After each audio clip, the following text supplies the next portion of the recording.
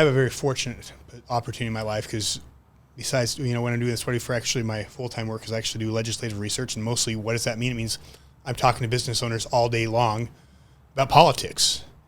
And it's interesting because I had an incredible lady today, just loves the country, terrified about what's going on. She's got grandkids, terrified about where we're heading, but also afraid to speak up, afraid of retaliation, afraid of, for example, what happened to you. Yeah. What would you tell this lady? What would you tell some of our listeners who say, boy, I don't want that to happen to me. Like, I don't want to get, like, I see other stuff. I don't want to be the loud voice. I don't want to be the first one, I don't want them to have the IRS or, to target me. What message would you have for some of these people? The Apostle Paul says that if we are living a life in Christ Jesus, we shall receive persecution. And so I would ask you that if you're afraid of that, are you afraid of your testimony of Christ, or are you willing to stand up for the cause that he fought for and that you fought for to get yourself a body in the first place? Because that is something that we're responsible to stand up for now. And are we going to be willing and proud of or pleased with the efforts that we need to report to our Savior on the other side? Or are we going to be able to just bow ourselves and say that we were too afraid, that we weren't willing to pay the price to get liberty that we fought for before we came here, and that we just need to have that, our lives there's something worse than death, and that is standing before my Savior saying I could have done more and was too scared to.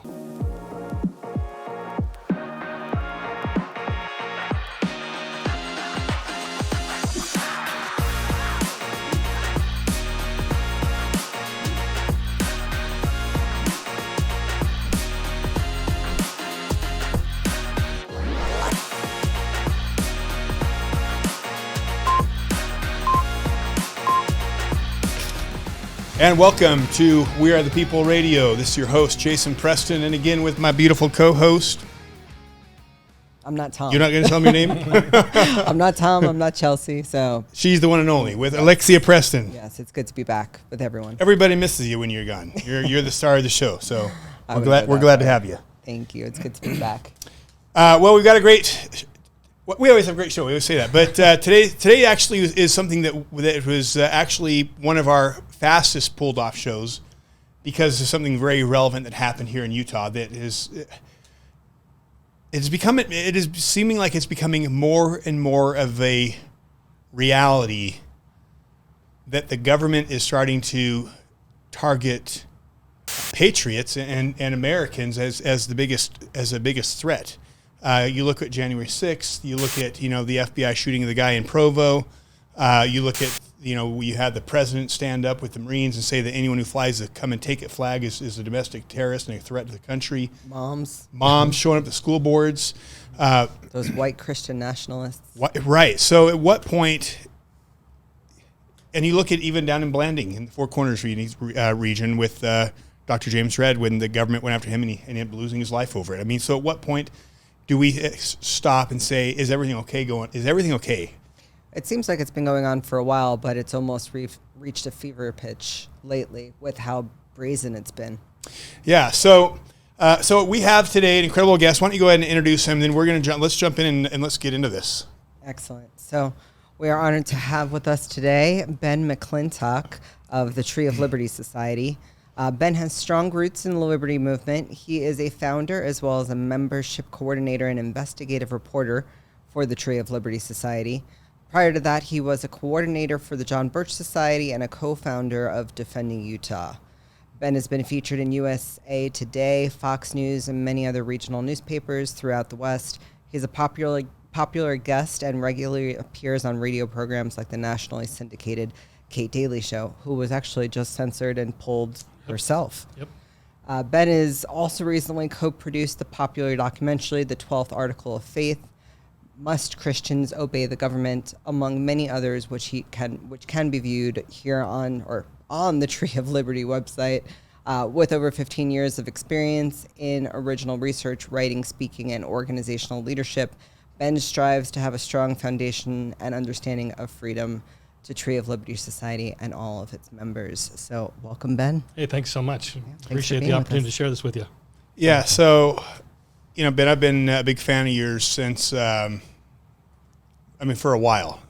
Really since we came back to Utah in 2017, and from Florida, and you were with Defending Utah at the time, and I was really impressed with you guys. You guys honestly red-pilled me on the Utah stuff. Like I was pretty red-pilled on what was going on federally, but I had no idea what was going on in Utah. You guys get into Alta Club, and you go through the whole history of Utah, and it was absolutely, to me, in fact, for our listeners, if you're not following, Tree of Liberty Society, Tree of Liberty Society, Defending Utah. These guys are the OGs. These guys have been doing this for a long time. In fact, when we decided to run for office, our whole thing was to go after the Utah deep state and to go after election integrity and all the issues that were not popular. And so for me, the reason you guys were important is you can't go to battle and not know who the enemy is. And so shortly after we decided to run, I actually reached out to these guys and said, tell me who can I trust? And that list was pretty small. I think you said no one, and if you're in it long enough, we probably can't trust you either. Yeah, I think he did say something like that. But honestly, I really appreciate it because it helped me really avoid a lot of people who I probably would not have noticed on my own, who might have further sabotaged me. We got sabotaged anyways, but would have further sabotaged us. So anyways, I want to appreciate what you're doing. But I wanted, before we get going, I just want to give a shout out to Castle Rock Interior Flooring. This show costs money to produce. It's, and I wanted to just give just absolute appreciation to Castle Rock and for standing up, for caring about freedom, to helping us get this message out and doing it in a way that's professional. And it was our whole mission is to get the message out in a way that's credible and professional. And we couldn't do that without the team at Castle Rock Interior Flooring. So they're down in Norman. If you do need flooring, especially tile, those guys are absolute rock stars. You can look them up online and give them a call because they're incredible patriots. And I just believe in supporting patriots. So, and last thing, make sure you're following us, especially on Rumble. Most of our following is on YouTube, but YouTube doesn't like to play nice with us. They keep giving us strikes. They're not wanting to, help us out. So please follow us on Rumble, and that's We Are the People UT, same as Instagram. Okay, enough said. Let's get going in this. I really wanted to start this off because I think, to me, around the same time, and we're going to get into Ben's story, because Ben's story is, to me, it's a wake-up call to Utah. At what point do we realize that our government has been hijacked? At what point do we realize when they are going after moms, when they're going after people like Ben, when they're going after people who went good Americans who showed up January 6th, when they're targeting these people, when they're targeting people who fly certain flags, at what point do we say, hey, there's a problem here, and stop having our head in the sand, just ignoring it? And I want to start this, Ben, by playing this clip from Fox about this came out just right around, I guess, the day before Thanksgiving. And there was not enough air marshals, and there were some threats for terrorists, and they're like, well, we don't have air marshals on the planes. Let's play the clip. Let's play the clip. All right. The woman speaks. Let's do it. Illegal immigrants, or we're following folks from January 2021. We're not doing our regular missions where we're out there looking for the bad guys. So right now on most flights, you're not going to have air marshals. What do you mean by that? You're following January 2021 people. What does that mean? That means our primary mission is a little group called Quiet Skies. It's a mission called Quiet Skies that we're following people that flew into the National Capital Region in January 2021. You did not have to go to the Capitol or the rally, and you've been put on a specific list that TSA now has assigned air marshals to follow these people who have not had any type of criminal investigation. They haven't committed a crime, but yet 3 years later, we're following the same individuals day in and day out. So you're saying that air marshals are now following people that were at the Capitol on January 6th, and they're not tracking terrorists at all? Well, they didn't even have to be at the Capitol, Carly. They could have just flown into the National Capital Region. So if anybody was there for a job interview, to visit family, we even had a gentleman that was there for a funeral. They put on this domestic terrorist list just because of their geographic location to Washington, D.C. So these people did not even commit a crime. They weren't even at the Capitol. What? Do those people know that they're on this list? Some of them do, because when they go to the airport, they get the quad-S's on their boarding pass, and then they have to go through enhanced security. Then they're followed by teams of air marshals on any leg of flight that they have. So yes, a lot of them do know that they're being followed, yet they haven't been vetted and they have not committed a crime. And 3 years later, we're still doing the same duty, and we followed the same people over and over for 3 years who are no threat to this country. Oh my goodness. Okay, so if you are an average passenger on a plane, how concerned should you realistically be? I think you should be very concerned. When you're boarding the aircraft, you need to look around to see who you might be able to ask to help you, like a good Samaritan. So, Lexi, what are your thoughts on that? Well, it's interesting looking through Ben's bio and the website and the content you've been producing for the last several years. My first instinct is, wow, what a great service you're doing to this state. It's educational. It's hardly what I would call inciting. Without even touching January 6th and what we're dealing with on currently, I think, how can you jump from being a steward of or an educator telling people what's going on in the States to being a potentially violent terrorist? Where do you bridge the gap between the two? And you see what's happening on planes now, and you see this happening more and more. We'll get into what happened in Provo, I think it was over the summer, several months ago. But you just wonder what's happened in that time between however many years ago, where you could fly without even going through TSA before September 11th. And now we're actual terrorists for doing investigative work, doing educating work, showing up at school boards, being what it means to be participating in society as a concerned citizen. Yeah, so in the main part of the show, I want to get into, and we're going to hear your story, but when you listen to that, Ben, what sticks out to you? What concerns you about that? Well, just the blanket dragnet of trying to just say, oh, if you're anywhere within something, you're automatically a suspect, as opposed to there's got to be other rounds of evidence. That just totally destroys the intention of the Bill of Rights of the Constitution of innocent until proven guilty. You're guilty until you're proven innocent if you've done something as simple as flying to a place where something happened. I mean, that's just mind-boggling. Yeah, I just find it, this is insanity. We have terrorists. We have the border, we just had the show with Michael Yon, and the border is being invaded. Chinese nationals. We have enemies from all over the world invading our borders. Terrorists who are coming in who are planning on wreaking havoc on this state or this country. And to find out our air marshals are their number one focus right now is people who, conservatives. Well, it tells you who the real threat to them is. And it also tells you what we're going to be facing just as a normal person trying to go on vacation or on a plane soon. I think this is just a touch of what we're going to start experiencing in everyday life. Even when we were coming back, we had a quick trip out of the country, and I'm sure this is domestically as well. But they wouldn't let us off the plane until I don't know if it was a drug sniffing or a bomb sniffing dog, sniffed every single suitcase, and most of them were torn through on the tarmac right there by Border Patrol. Wow. Even after going through all the TSA stuff. Yes. They would not let us off the plane. And then once they tore through every single bag on the jet bridge, the dog and police were stationed there too. So exactly, after you've already been through security. So we're thinking, oh, what a hassle this is. But it's really much worse than just a hassle. It's a complete invasion of privacy.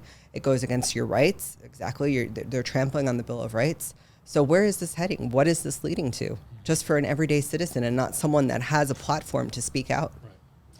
So, Ben, this was obviously on my mind on Thanksgiving. This finding out that they're not going after terrorists, that we are the terrorists. Mm-hmm. That mothers that speak up at school board meetings are the terrorists.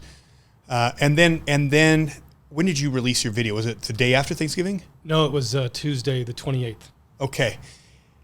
And so after seeing this and then hearing your story, I was like, at what point do the people say enough is enough? At what point do we say the government, whose sole responsibility is to protect our God-given rights, is now acting in many cases as the threat to our liberties? But I think we need to back up here for a second for our viewers who don't know what happened. Yeah, so let's go ahead and Would you mind sharing your story with us, with our listeners, about what happened to you and why you're here today? Well, I think this, just before I get into that, I think that this goes really well with Governor Cayu's comments on him, saying that what we're doing here of causing distrust of government is the biggest threat to our democracy. That's right. And so they're not afraid of people coming across to do physical damage. They're afraid of us challenging their authority. That's the threat to them.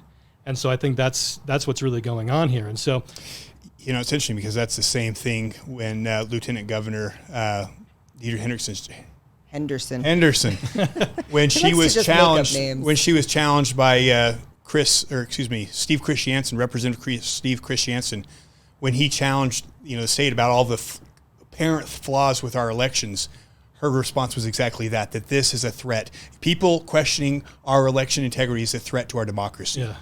And so you have her and Governor him. Yeah, they're all pushing the same line, which is if you question the government, you are a threat to our democracy. And mainstream media too. That's what they parrot, is this threat to their democracy. These are the buzzwords they use. Yeah, absolutely.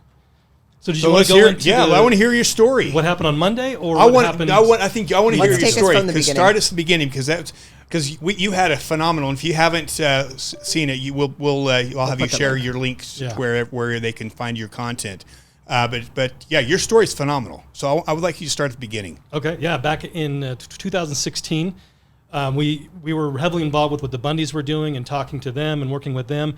And then there was a bill the legislature passed and voted on, and because they pass or they vote on or introduce 1,300 bills on average every year. Can you imagine trying to read all those? Not going to happen. And so one of these bills that we found after it had passed and looking into we wanted to get it vetoed by the governor because it had already passed. And so what this bill did was it created it got rid of the Bureau of Land Management, the BLM, and replaced it with a new DLM, Department of Land Management, where this individual would be appointed by the governor, and he would be allowed to write laws. He would be allowed to enforce the laws that he wrote, and then he was the judge to see if you violated the laws that he wrote. And so we really got this thing went viral. People were going nuts over it for good reason because they didn't know about it. And everybody that voted yes on it was like, oh, well, my buddy said that it was a good bill, and so that's why I'm going to go along with it.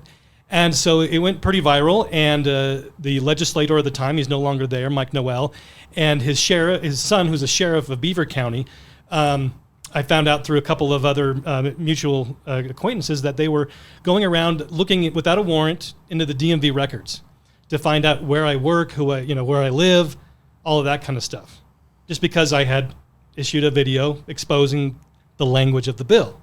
And it was going nuts, and so people were on just kind of high alert to try and debunk the things that we had said, but because we simply read from the bill, you can't really debunk language that's in the bill. Verbatim. And so they were just going crazy, and they were really afraid of that. And so that was kind of the first thing that started to happen. And then I didn't mention this in my video. It's like, okay, afterwards, there's just all these different things that I remember was for about a year, I was getting pulled over once a week. Just, randomly. And just for stupid things that weren't even legitimate. I got pulled over and given a ticket for not having insurance. But if that's legitimate, they're just going to steal your car. They're not going to even give you a ticket. And so I go and I show up and the judge isn't there. And then I go and I miss the next one. And then I go back the third time and he dismisses the ticket because I'm able to prove that I had insurance. And I shouldn't have gotten the ticket in the first place. But he's like, okay, I dismissed that. But because you didn't show up last time, I'm going to give you a $100 ticket for that. It's like I shouldn't have been here in the first place. And then over Easter weekend, the Utah Sheriff's Department blocks my driveway with a DUI checkpoint for the entire weekend. I'm out in the middle of Nowheresville. And so to be able to leave my house, to be able to come back home, I've got to go through this checkpoint. And you're in a remote area at the time. 2 miles away from my newest neighbor. So basically it was like a checkpoint just for you. Exactly, right. Yeah. Do they have any reason to suspect you might be this type of, binge drinking, drug I'm just a total, just a drunk. There's no, that's not what I do. There's no evidence to say that I would do that. Not even probable cause at this point. Of course not. If there is, who else with probable cause has a DUI checkpoint in front of their house? That's it's insane. Yeah, maybe some Hollywood celebrity on house arrest. Yeah. Even then, I don't think they do. Yeah. And so you have that, and then a year or so after that, I have my house burns down. And you have the photos of that? Do you have a photo there? Yeah. And so Let's put this up on the screen. yeah. So here's the we have. I don't know if you can see that, but you'll have that on the screen. This is the satellite view of my house in the middle of nowhere that had the DUI checkpoint. And then here I had my whole family out. I've got 9 kids, and they were at home alone without me. And so I find out about it and just try to dodge home as fast as I can to be able to get to them, because by the time they'd found out about it, the phone lines had been burnt down and there's no cell coverage out there. And so my daughter, who was I think 15 at the time, had to walk about a foot of snow for about a mile to be able to flag somebody down to... Do you suspect it was foul play? Well, that's the interesting thing, is the next steps, right, is the fire department comes out and they refuse to put out the fire. And then... Why? On what grounds? They didn't say. They just were like, okay, we're here to make sure it doesn't spread. And then the next thing is they refuse to do an investigation.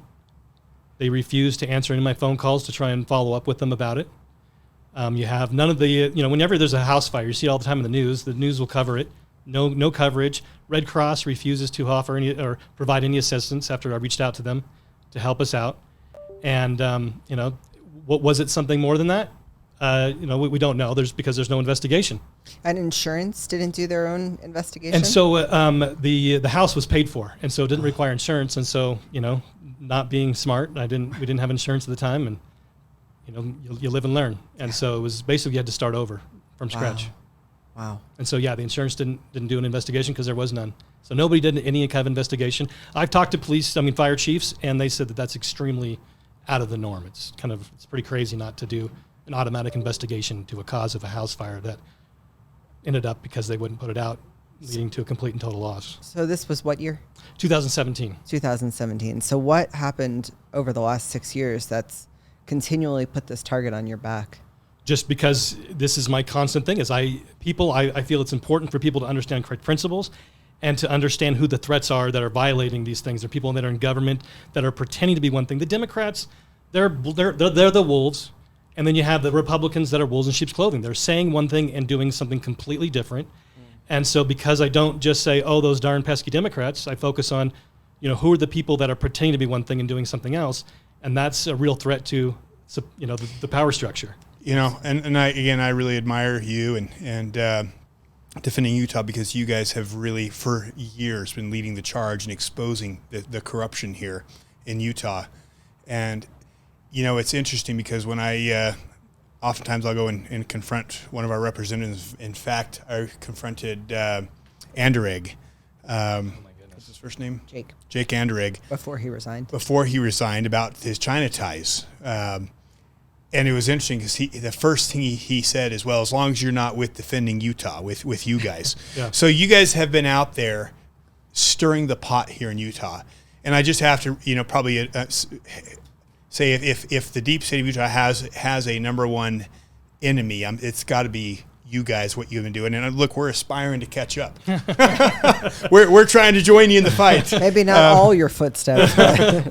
But so no, you guys. So for those who don't know who these guys are, these guys have been doing this. How long have you guys been? When did you guys start with defending Utah? It's been a long time. So I did that. We started back in 2013, and then I parted ways, and now I started Tree of Liberty Society. Right. And so I did that. I've been doing that for about a year and a half. So and then, so I've been looking and digging into basically what's going on behind the scenes since 2003. And so that's something I've been involved with for a long time. And then getting down to the local level and seeing who, and then now with Tree of Liberty, showing wherever you're at in the whole entire country, I've been able to really get down to the science of how to find out who the behind the scenes, who the conspiracy is in your community. And so that's what we have with my 2-volume book, Invasion, to help people see the Utah thing, and then to see how that infrastructure gets into your local community. And so I encourage people to pick up those books, because it shows all of the details. It's all footnoted, that gives the quotes, that shows the documents of where this all took place and how these things have happened. and then what we can do about it, because I don't want to be the most informed person in the concentration camp. I want to be able to prevent that concentration camp from existing. Absolutely. Hold up your book so that our here's viewers volume can see 1 that. and here's volume 2. I mean, reverse that, volume 1 and 2. And you say concentration camp, and people probably think, oh, well, Just roll that could your eyes. never happen That would here. never happen here, right. Well, they're maybe just called smart cities. Exactly. All right, so yeah. so let's go back to where you were. So your Yeah. house mysteriously catches on fire. Yep. The fire department refuses to come out and put it out. They just say, well, we're just going to contain it so it doesn't go anywhere else. Yeah. What, 2 miles away? To And another leading store? up to that, I've got these airplanes that never. I'd lived there for about 5-6 years. Never had airplanes circling. Leading up to the fire, we've got airplanes circling the property for about a week, and so you've got what appears to be some surveillance and whatnot going on, and so and so the house burns down. We have to move out of there. We move back into civilization, and just about a year after that, my daughter, who was 6 at the time, is life flighted with a blood infection to primary children's, and there she's diagnosed with leukemia. And so it was really heart-wrenching time, and there were times where she was, I wasn't sure if she was going to make it that day. And so as soon as she makes it, she gets better, get her out of the hospital. We're looking into, some second opinions. Is this really leukemia? Was it just a leftover from the blood infection? That kind of stuff. But that wasn't acceptable to primary children's, and so they send CPS out to our house, and CPS wants to Child Protective Services. or in Utah, DCFS, and so Xavier McLean it came out to the house and wanted to, and basically interrogate a 6-year-old girl who just got out of the hospital, wants to talk to her all by himself, without us being allowed to be there. And my wife, I wasn't there. Thankfully, my wife had the presence of mind to sit, pound sand, buddy. This isn't going to happen. And so they don't like that when you stand up to them, and so they When you know immediately your rights. Exactly. Well, and it's reminiscent of Dr. Red's story in Blanding. You mentioned at the top of the hour. It's the BLM gentleman's name. I believe it was Love. Yeah. It was like David, he had a David Love, I think. No, I think it was Richard Love. Dan Love. Yep. I think it was Dan Love, and he had a personal vendetta Yeah. with Red, and he would not settle until there was Until it was dead. yeah. Yeah. And sadly, that's in his case what's happening. But luckily for you, you persevered. Yep. And so so immediately he goes through a process to try and steal our daughter from us. Wow. And so he issues out a form that. So leading up to a trial where now I've got to not only hire a lawyer to defend myself, they tell me I have to pay for the prosecution. I have to pay for the her lawyer basically. Is what Where they're does saying. where do they even come up with that? Oh, it's just madness. And so, yeah, if you're a criminal, if you're a murderer or rapist, you have due process, you have all that kind of stuff. But if the government wants to take away your child, you have zero due process. There was no presumption of innocence. It is just grab and take. And so in the document that he filed with the courts, he said even never seeing her, never saw her once, ever. Said that he witnessed us starving her and depriving her of liquids, of water. And so that was the reason why they were going to take her away. And so we got on the radio, on a program like this. We had a program as well, and on our website, and we just blasted his phone number. We said, okay, here's this guy's cell phone number. Everybody give him a call. Give his boss a call. And a couple days later, he gives me a call, and he's like, oh, we're dropping all the charges. We don't have any evidence against you. And so they're afraid if you stand up against them. They want you to be like, oh, if we just play along, this will all go away. That's not how it works. You got to play dirty. They're playing nasty. And so you got to play dirty too. And so you got to kind of do that kind of stuff. And so now to fast forward to just to last week, to the 27th of November, 2023, I'm at home. I'm going out to my car to grab something. And all of a sudden I look down the street and I'm seeing 15, 20 SWAT team guys in full on bulletproof vests, AK-47s, that'd be hilarious. AR-15s, and they're just rushing. I'm like, is there something going on in the neighborhood that are they going to push me back in the house? And all of a sudden he's screaming at me saying, is this your house? Is this your house? And I'm like, not going to tell him anything. And so he takes that as an admission. And he says, I've got a warrant to search your house. So I'm like, what are you talking about? And so there have been books and articles that have talked about the fact that we all commit on average 3 felonies every single day. That's how big the police state is in America now. Everybody watching this, you've committed 3 felonies today, most likely. And so I'm like, which one of these felonies And what are they going after me for? Because everybody does it. They can get you anytime they want to, frankly. And so it's a matter of, if they want you, not if you've done something for them to get you. And so I'm wondering that. And he's like, and so I'm like, what is the warrant for? What do you guys think is going on? And he says, you guys are, producing marijuana dab. And, and I'm like, what are you talking about? And he's like, well, you have a hose coming out your window, right? Like, yeah, I've got a 3D printer. It exhausts, gets rid of the noxious fumes of the 3D printer. And so, they searched my house. Show us the video of them. Yeah. And then and also the photo of the house. You're a real Walter White. So I've got the house burning, but I don't have the, With the FBI approaching you, didn't you have that on video? Well, no. Before we show that, I think, you said you were outside the house. Yeah. Think about what happened this last August, and we could pull up the video for that with Craig Robertson in Provo. How differently it could have gone really bad. Why don't we pull up that video? That's just a quick clip. Unnamed sources say that Craig Robertson, the 75-year-old man in Provo, Utah, was armed at the time of the shooting. What does that mean? Was he pointing a gun at them? Did he have a gun in? I'm armed right now. I'm carrying a gun. But that doesn't mean I'm a threat to you. Was he holding the gun? Or does arm mean that he had a safe full of guns? What does that mean? And if this shooting happened inside, which I'm led to believe it is, but I cannot confirm that because they won't confirm any details. If this shooting happened inside, why exactly was the body moved to the sidewalk outside of the house and then let to sit there for hours? Something's very wrong here. And that's not excusing what Craig Robertson said, apparently, online.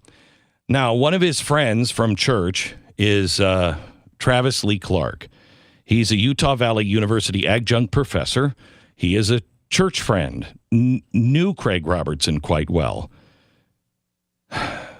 Boy, I hate doing these interviews. Travis, I'm so sorry for your loss, and I'm grateful that you are willing to come on the air and just tell us what you do know. Thank you, Glenn. I just wanted people to know the Craig that I knew.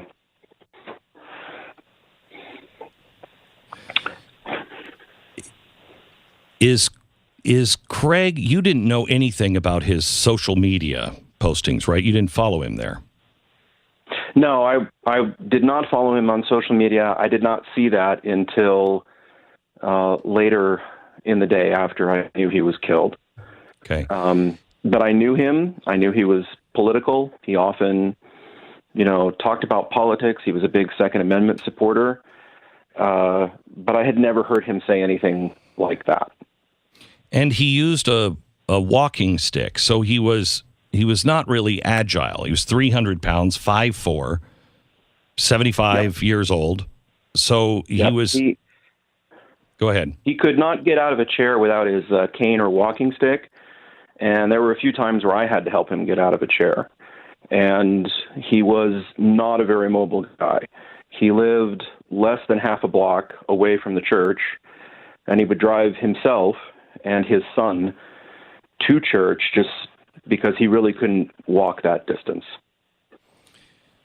If you saw him and you were on an FBI interview, would he be the kind of guy that, if you only know that what he said, I've got a ghillie suit, I'm going to go up into a parking lot and I'm going to stake out the president and I'm going to shoot him with my high-powered rifle. Is he the kind of guy that you would, of course, if the president's coming in, you would go and make sure that he's not in his ghillie suit? But would that be a possibility or laughable if you had seen him, and not known him? It's utterly unbelievable. It's utterly laughable. He was not very mobile. He was not very active. I could not imagine him in a million years getting dressed up in a ghillie suit and taking up some position, as a sniper, in the condition that he was. He was just simply not capable of executing these threats that he made.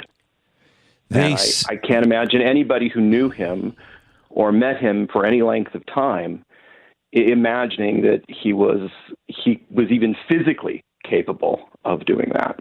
So yeah, it could definitely go south pretty fast, especially with a no-knock warrant. Mm-hmm. That's what they said. He said he had a no-knock warrant. So didn't have a lot of footage. That's one thing I need to do is I've got to find a way to be able to increase the security of my family. A lot of stuff here. That's something that we don't have a lot of. And so this is the video that we have of some of the individuals that were there serving the warrant.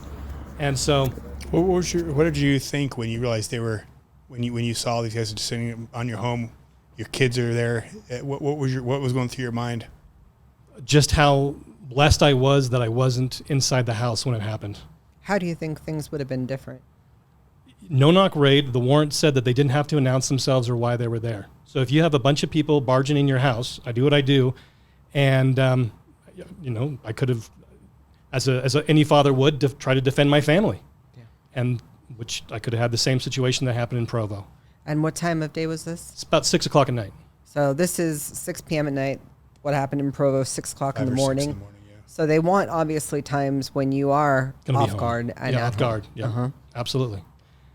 And so they didn't apologize. Nothing like that. It was a hose.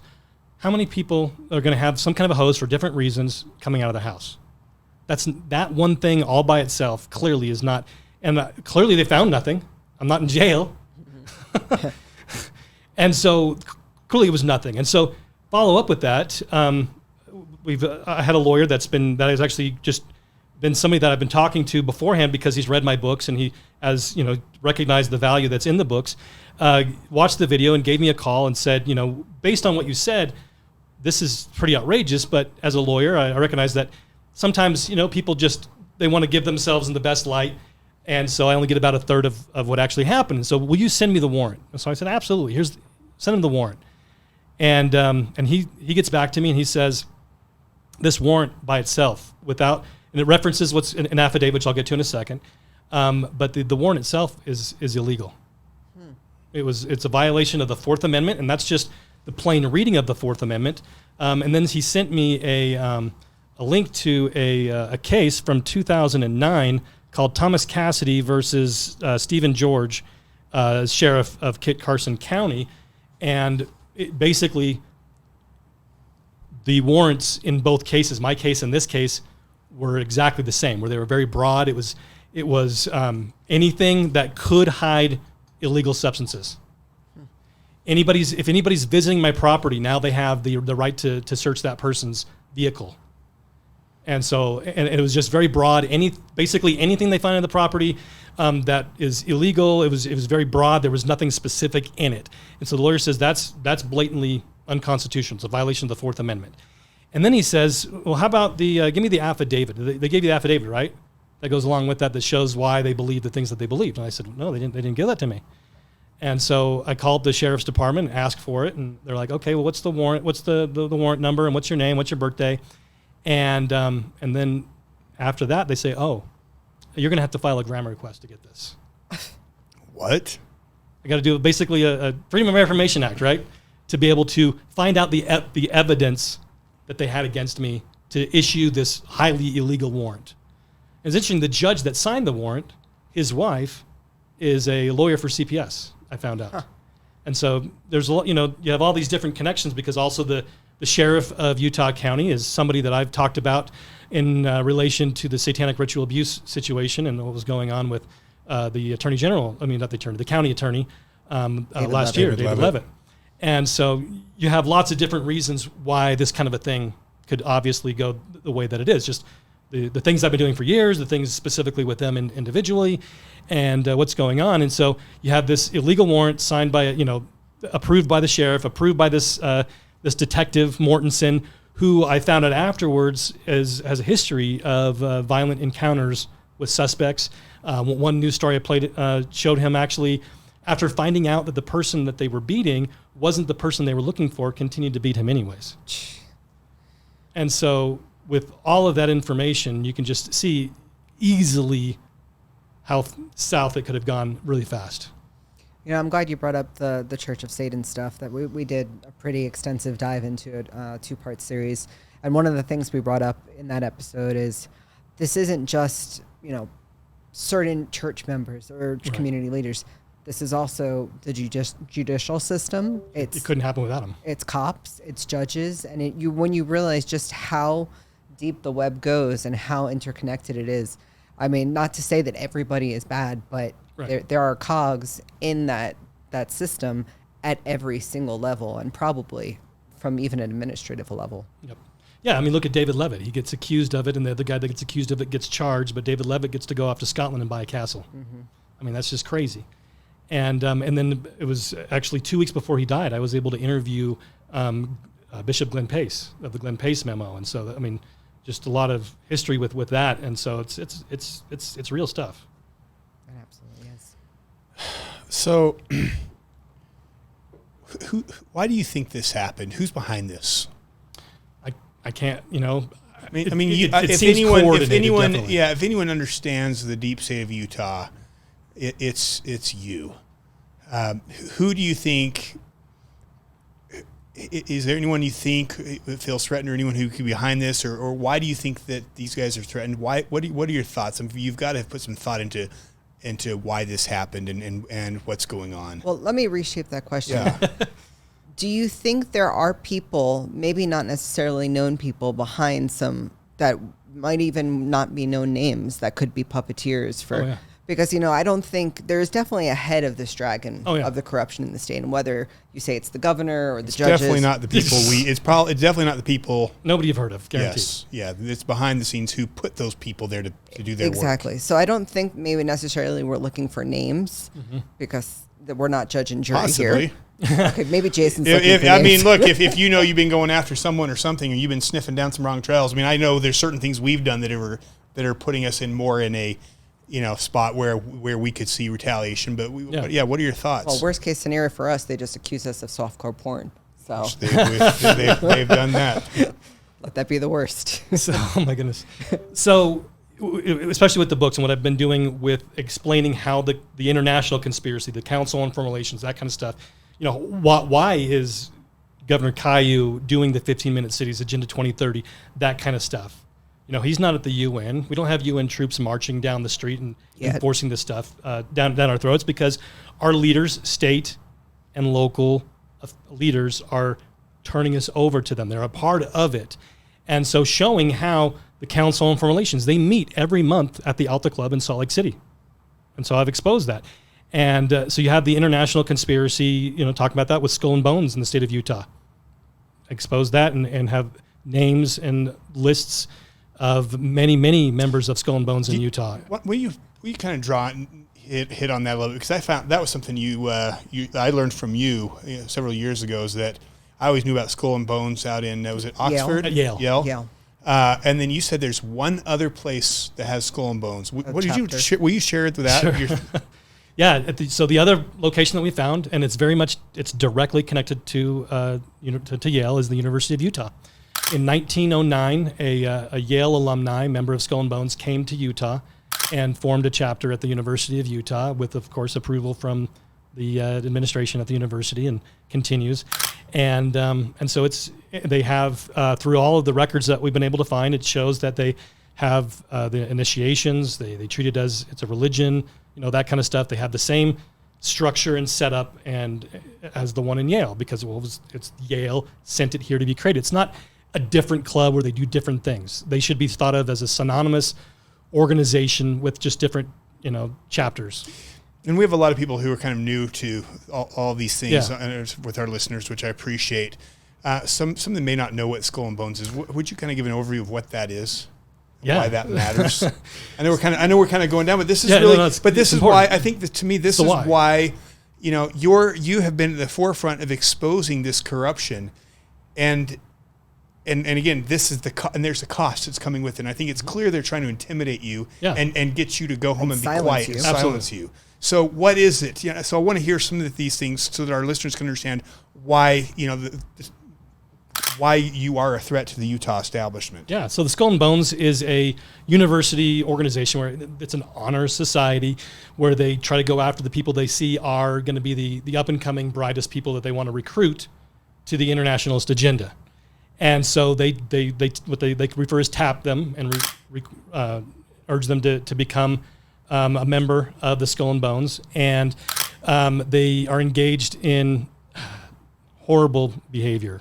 In one of the depictions of one of the initiations where they lie naked in a coffin, and they do bad things to Isn't it with themselves, someone else in there self-abuse too? themselves, and then they have somebody else in there where they confess their sins, and they are sworn to secrecy, and they're given a large chunk of money and other symbolic things, and to ensure that if they're ever in a situation where they would sell their secrets, to make sure that they Blackmail. they have something on them. And I think the Bushes have been through Yeah, I was just or gonna part of that. Well, in Clintons. 2004, here's in my book, we have them dressed up in their. This is at the University of Creepy. Utah. This that's the isn't Yale. This is the wow. University of Utah. Creepy. And then this is the letter. Turn for our Yeah. camera. And then right here we have the letter that the seal with the Skull and Bones 322 wax seal on it, where they receive their invitation to join. And so as bad, you have that kind of, there's been video that's leaked that shows that they are doing mock human sacrifices. They're pretending to kill people as a part of the initiation. At the University of Utah, one of the individuals, it's reported in the news, went insane because of the initiation, and they did damage throughout the town. And the University of Utah president had to call the police to say that they would take care of the damages that were caused by this guy that went insane, temporarily insane, because of that. And so these are probably some of the most influential Oh, members of society. In society at both Yale and University of Utah. You have in 2004 both presidential candidates. That's what we got to learn, right? This is not Republican versus Democrat. Right. You had Bush and Kerry, who were both Skull and Bones members in college, and they were the nominees. And when they were asked on Meet the Press about their association with Skull and Bones, they both said, "It's so secret, I can't tell you anything about it." You were both in Skull and Bones, the secret society.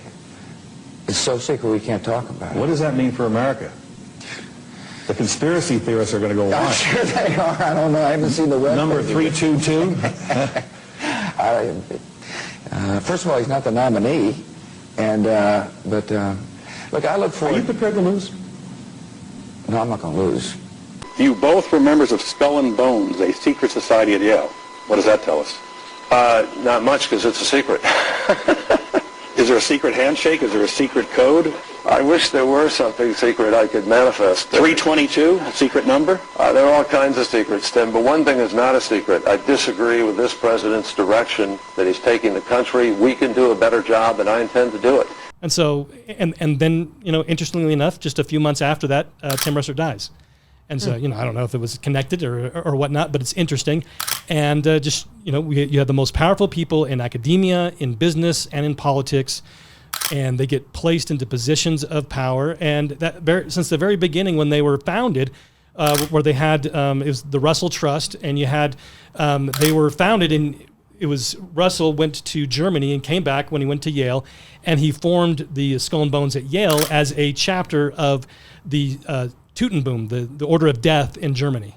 So is this tied to Church of Satan, or it just kind of follows a similar path? Yeah, well, so it's this right, this Hydra beast where you have this head, where Satan's at the head, and then you have all these tentacles. And so if you discover one of them and you cut it off, you think you took care of it.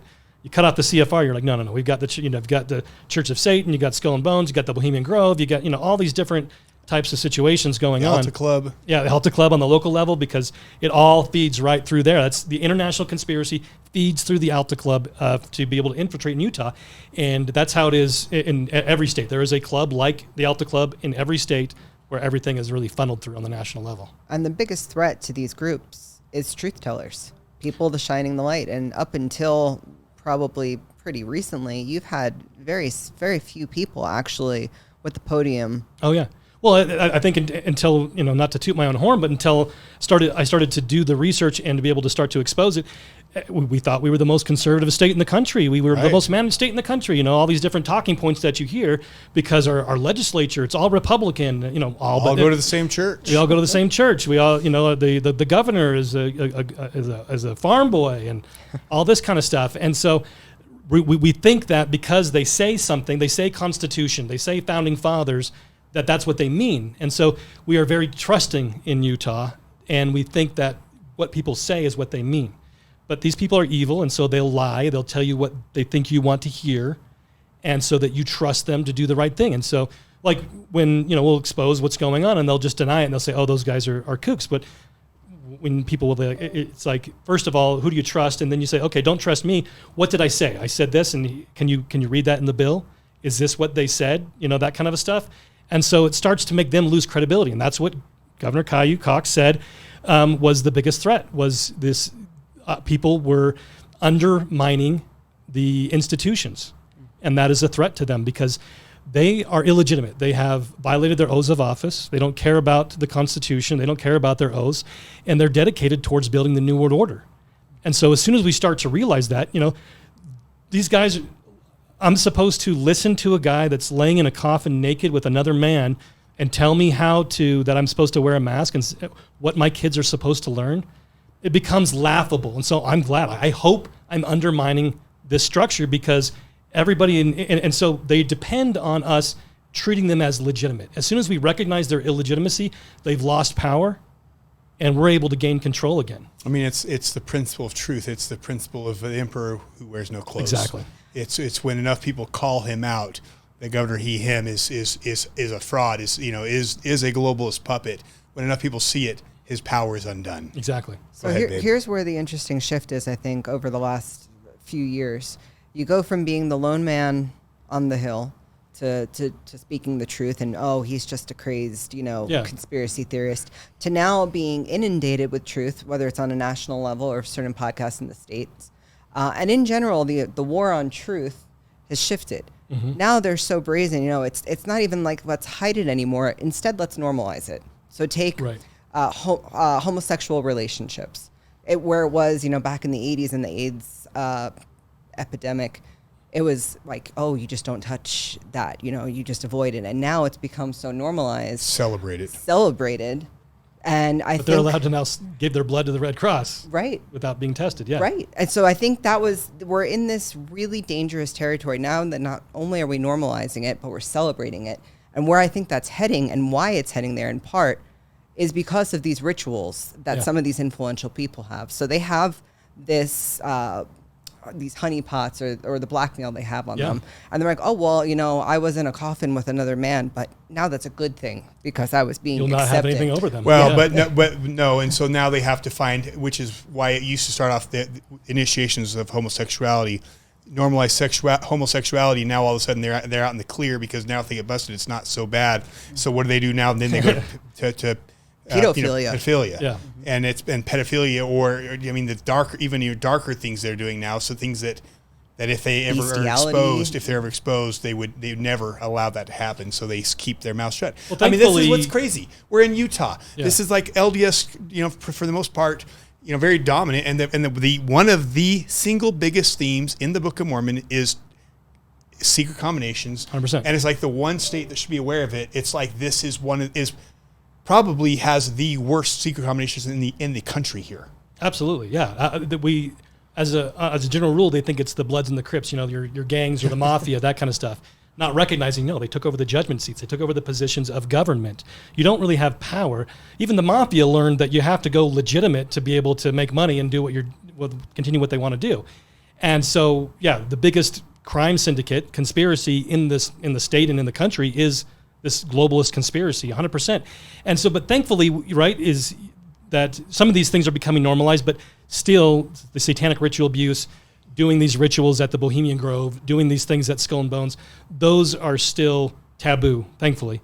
And so they need to be exposed before these things become normalized as well, because they have to lose their legitimacy. We have to stop treating them as legitimate and as serious, and that they should be somebody that should be listened to. We should laugh at them every time that they say something. Yeah, you look at transgenderism. Sorry to interrupt, baby. back in, just a few years ago, it was, almost comedic to go to a drag show. Right. And now, I mean, I don't think it'd be too far-fetched to say Michelle or Michael Obama announces a presidency and we should be glorifying her, him, whatever, if they do decide to run for president. Right. So we're living in such an upside-down world, and I think ultimately it's a war on truth. Absolutely. So I want to get to have each of you give a chance to finish wrapping up what's happened to you and where things are, and then I would like to and then I want to talk. Then I want to summarize it and talk about what this means. What does this mean? Mm-hmm. So go ahead. So the FBI, not the FBI, it was the sheriff's department. Okay, sheriff's department. Thank you.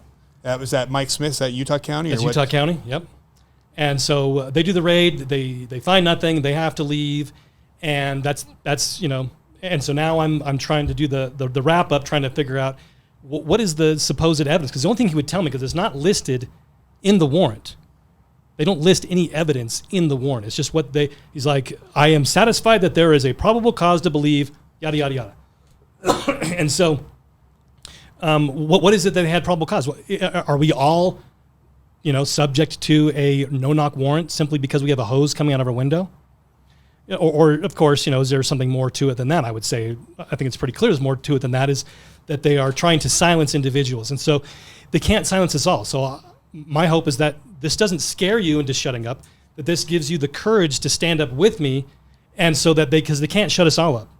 That's the key, is we need to, all of us, to be able to stand up and not allow this kind of stuff to continue. They can't go after all of us. If we're all standing up and exposing them, then they're exposed. They can't go after and silence people on their own. And so that's something that I'm working on to be able to put the light on that, especially to prove, we've got a lot of circumstantial evidence that shows there's a pattern of abuse to somebody that is exposing them and standing up to them. Now we need to show, because now they're making me file a Freedom of Information Act request to even get the evidence that they supposedly had against me, which is proven beyond a doubt that they never had. And then in the future, this is something that I expect to continue on. And so with the fire, we had to start over. We didn't have insurance, had to start completely from scratch, haven't been able to really get back a lot of that stuff. And so being able to be able to have people, reach out and help with being able to add security to my, to locations, that kind of stuff. So that way we don't just have one short video that we're able to get, but we have video and audio from all angles, that kind of stuff. More of an ability. All of my guns were destroyed during the fire, and so an ability to be able to defend my family.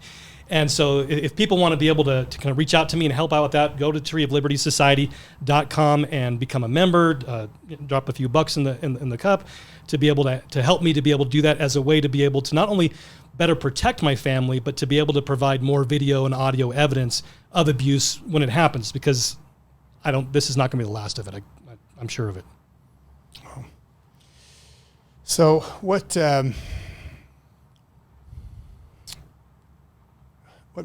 concerns you most about what you've been through and the experience you've had here? It's one of those things. I say that if you are not already in a government watch list, you should be, because it concerns me that there aren't more people waking up and recognizing. There are a lot of people waking up. I agree, but there's so much muddying of the water. I think they do an effective job at kind of making things just everything's equal. This is happening.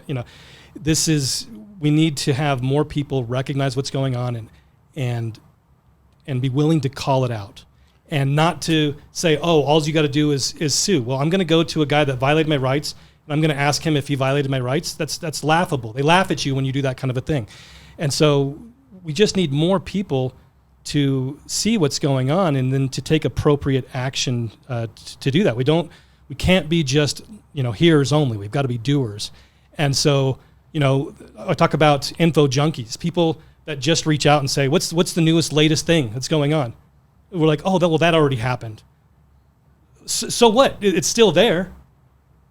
We can't just be looking for the latest and greatest rumor or dirty news that's going on. This isn't a soap opera. This isn't a game that we're playing.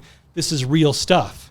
And so when we are out there, it's important to learn. I don't want to poo-poo learning, but once we've learned something, it's not just about gaining more and more knowledge. It's taking that knowledge and then acting upon it. And so I'm hoping that more people become doers of the word instead of just consumers and junkies just looking for their next information hit. So I'm really, I have a very fortunate opportunity in my life because besides, when I do this study for actually my full-time work is I actually do legislative research, and mostly what does that mean? It means I'm talking to business owners all day long about politics. And it's interesting because I had an incredible lady today, just loves the country, terrified about what's going on. She's got grandkids, terrified about where we're heading, but also afraid to speak up, afraid of retaliation, afraid of, for example, what happened to you. Yeah. What would you tell this lady? What would you tell some of our listeners who say, boy, I don't want that to happen to me. Like I don't want to get, like I see other stuff. I don't want to be the loud voice. I don't want to be the first one. I don't want them to have the IRS or to target me. What message would you have for some of these people? The Apostle Paul says that if we are living a life in Christ Jesus, we shall receive persecution. And so I would ask you that if you're afraid of that, are you afraid of your testimony of Christ, or are you willing to stand up for the cause that he fought for and that you fought for to get yourself a body in the first place? Because that is something that we're responsible to stand up for now. And are we going to be willing and proud of or pleased with the efforts that we need to report to our Savior on the other side? Or are we going to be able to just bow ourselves and say that we were too afraid, that we weren't willing to pay the price to get liberty that we fought for before we came here, and that we just need to have that, our lives there's something worse than death, and that is standing before my Savior saying I could have done more and was too scared to. I think we need to get over ourselves and just do the right thing because it's the right thing to do, not be people. And I hate this, is like they'll say that I'm not brave. There's just no other option. I don't understand that mindset. It's something that escapes. It's mind-boggling to me that people would have that mindset. You just have to do the right thing. Anything other than that is just, to me, I don't know what I say. I'm repeating myself. It's just so mind-boggling to me. Wow. Alexia, what are your final thoughts? I think of what we're seeing just this last year in news, what's going on in Israel, what's going on at the border. I mean, we've had shows, like you mentioned, with Michael Yon, and what is coming, and probably likely next year in 2024, it's going to be a really interesting year and an exciting time to be alive.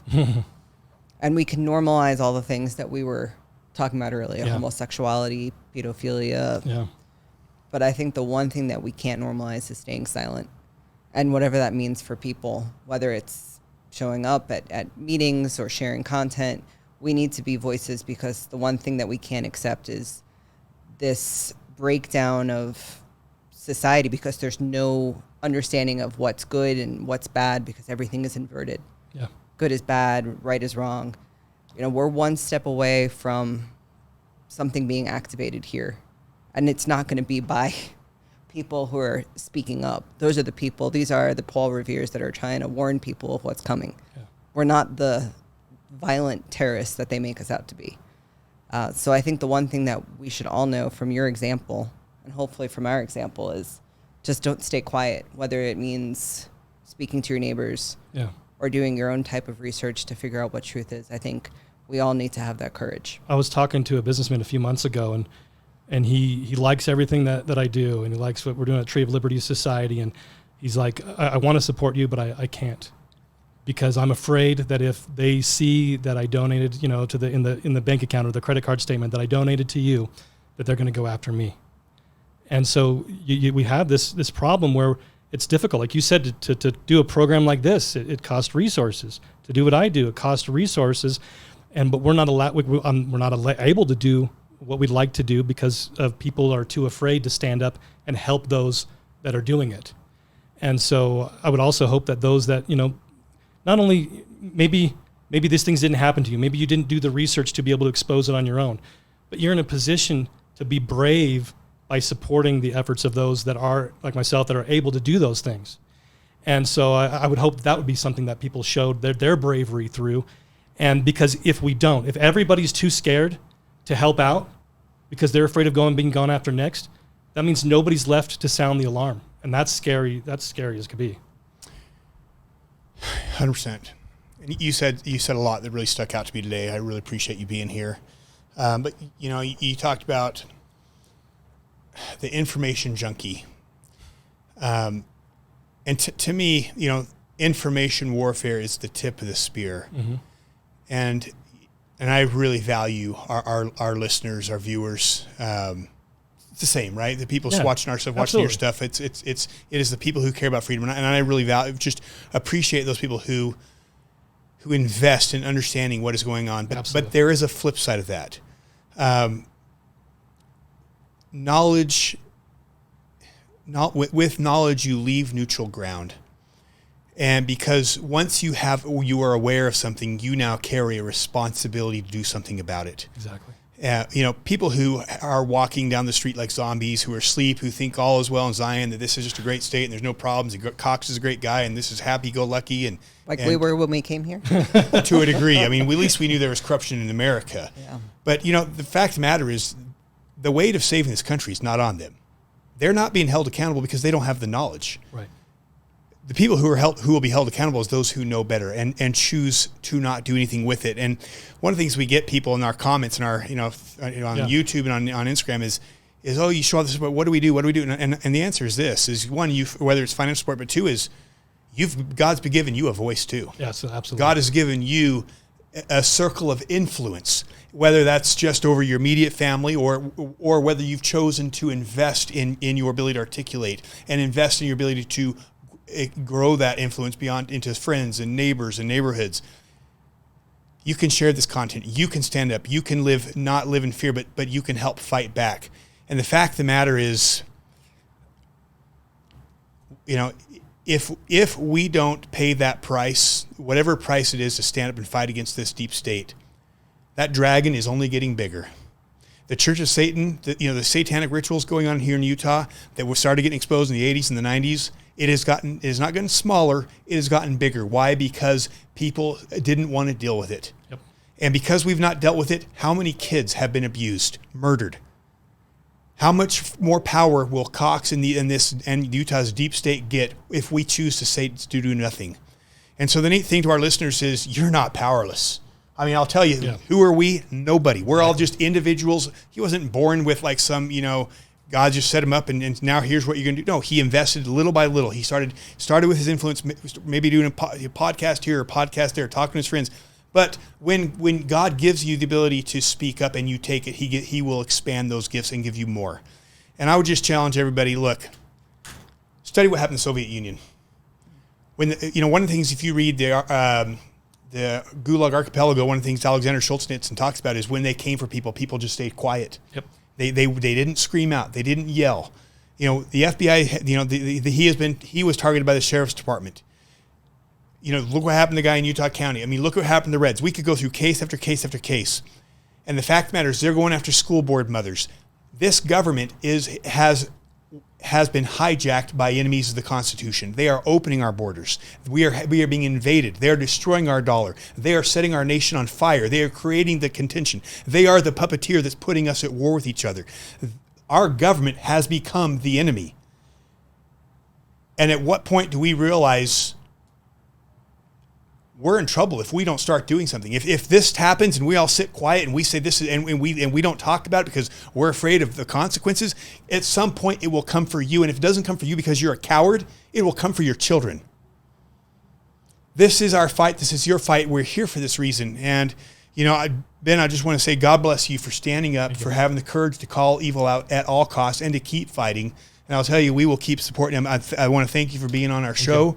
I want to thank you for everything you've done to expose, and please, I encourage our listeners, Tree of Liberty, check it out. What's the website? treeoflibertysociety.com. Something along the lines that you just said. I don't mean to drag this any longer, but who am I? Nobody. Literally, I stutter. I failed English, and now I'm writing articles and speaking.